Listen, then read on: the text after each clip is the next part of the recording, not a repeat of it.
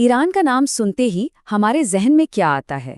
शायद तेल, या फिर न्यूक्लियर प्रोग्राम, या अमेरिका के साथ उसकी तनातनी, है ना?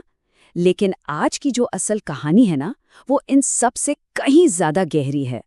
वो कहानी है ईरान के अंदर ही सुलग रही एक आग की, वहां के लोगों के गुस्से की। ये जो बात स्क्रीन पर लिखी है, ये कोई पॉलिटिकल बयान नहीं है।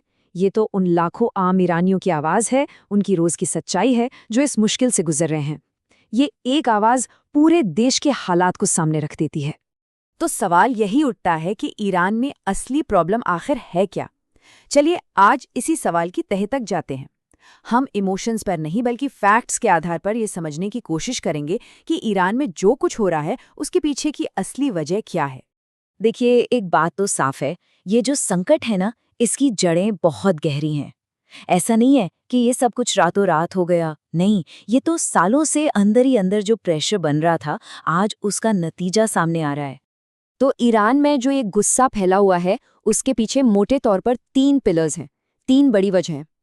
एक है आर्थिक तबाही, दूसरा राजनीतिक सख्ती, और तीसरा है एक पूरी युवा पीढ़ी का गुस्सा जो अब बदलाव चाहती है। चलिए एक एक करके इन तीनों को थोड़ा करीब से देखते हैं। तो सबसे पहले बात करते हैं इकोनॉमी की। देखिए, अमेरिका ने जो कड़े प्रतिबंध लगाए हैं ना, उन्होंने ईरान की अर्थव्यवस्था की कमर ही तोड़ दी है। उनका तेल एक्सपोर्ट लगभग ठप है, बाहर से कोई इन्वेस्टमेंट आ नहीं रहा, और इसका सबसे बुरा असर पड़ रहा है देश के नौजवानों पर, जिनके पास कोई काम नहीं है, कोई नौकरी नहीं है। और जरा ये नंबर देखिए, 70%। ये खाने पीने की जरूरी चीजों पर महंगाई की दर है। मतलब सोचिए, लोगों के लिए अपनी रोज की रोटी जुटाना भी कितना मुश्किल हो गया होगा। तो अभी तक हमने अंदर की बात की, लेकिन सवाल ये है कि क्या ये सिर्फ ईरान का अपना अंदरूनी मामला है, या फिर बाहर से भी कोई इस आग में घी डालने का काम कर रहा है? अब जरा कहानी के इस इंटरनेशनल एंगल को भी समझते हैं। तो देखिए, 2 बड़े बाहरी खिलाड़ी हैं, अमेरिका और इजराइल, और दोनों की स्ट्रैटेजी बिल्कुल अलग है। अमेरिका की स्ट्रैटेजी है आर्थिक घेराबंदी, मतलब आर्थिक रूप से गला घोंट देना। वो चाहते हैं कि कड़े प्रतिबंध लगाकर ईरान को इतना कमजोर कर दें कि वो अपना न्यूक्लियर प्रोग्राम आगे न बढ़ा सके। वहीं दूसरी तरफ इजराइल की स्ट्रैटेजी है गुप्त अस्थिरता पैदा करना। उनका लक्ष्य है कि ईरान को अंदर से ही इतना उलझाए रखो कि वो बाहर कोई खतरा न बन पाए। अब भले ही ये दोनों देश सीधे सीधे प्रदर्शन नहीं करवा रहे, लेकिन उनके इन कदमों से आम जनता की मुश्किलें बढ़ती हैं, और उनका गुस्सा भी। अब इस पूरी ग्लोबल चेस की बिसात पर भारत कहाँ है? भारत का स्टैंड क्या है? तो देखिए, भारत इस मामले में बहुत ही संभल कर चल रहा है, एक तरह का बैलेंसिंग एक्ट कर रहा है। और भारत के इस बैलेंस्ड अप्रोच के पीछे 3 बड़ी वजह हैं। पहली है एनर्जी सिक्योरिटी। भारत फ्यूचर में ईरान से तेल इंपोर्ट करने का ऑप्शन खुला रखना चाहता है।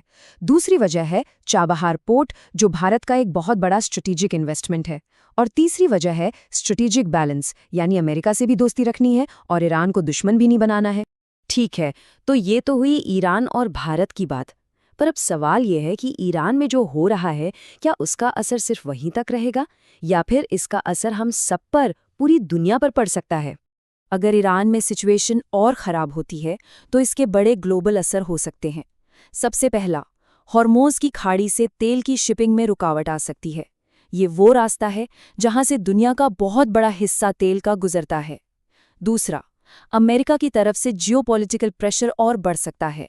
और तीसरा, जो सबसे खतरनाक है, कि पूरा का पूरा मिडिल ईस्ट अस्थिरता की चपेट में आ सकता है। और इसका सीधा सीधा इकोनॉमिक असर क्या होगा? ईरान में जरा सी भी गड़बड़ कच्चे तेल की कीमतों को आसमान पर पहुंचा देगी, और जब तेल महंगा होता है तो उसका असर पूरी दुनिया में महंगाई के तौर पर दिखता है। तो अब आते हैं सबसे बड़े सवाल पर, आगे क्या होगा? ईरान आज एक ऐसे मोड़ पर, एक ऐसे चौराहे पर खड़ा है जहां से 3 रास्ते निकलते दिखाई दे रहे हैं। पहला रास्ता है दमन का, यानी सरकार ताकत के दम पर इन विरोध प्रदर्शनों को पूरी तरह कुचल दे। दूसरा रास्ता है सुधार का। हो सकता है सरकार कुछ सुधारों का ऐलान करे, लोगों से बातचीत करे ताकि गुस्सा शांत हो जाए। और तीसरा रास्ता, जो सबसे खतरनाक है, वो है एक लंबे संघर्ष का। एक ऐसा संघर्ष जिसमें बाहरी ताकतें भी कूद सकती हैं। तो कुल मिलाकर समझने वाली बात यह है कि ईरान में जो हो रहा है वो सिर्फ कुछ प्रोटेस्ट नहीं है, ये बहुत ही कॉम्प्लेक्स सिचुएशन है। इसमें इकोनॉमिक प्रेशर है, ग्लोबल पॉलिटिक्स है और सत्ता के लिए एक संघर्ष भी है। और आखिर में ये सब एक बहुत बड़ा सवाल छोड़ जाता है। जब लोग भूखे हों, जब उनकी आवाज़ को दबाया जाए, तो क्या कोई भी सरकार हमेशा टिकी रह सकती है? इतिहास तो यही बताता है कि जब जनता की आवाज़ को अनसुना किया जाता है तो बड़े बड़े तख्त हिल जाते हैं। अब ईरान का भविष्य क्या होगा, ये तो आने वाला वक्त ही बताएगा।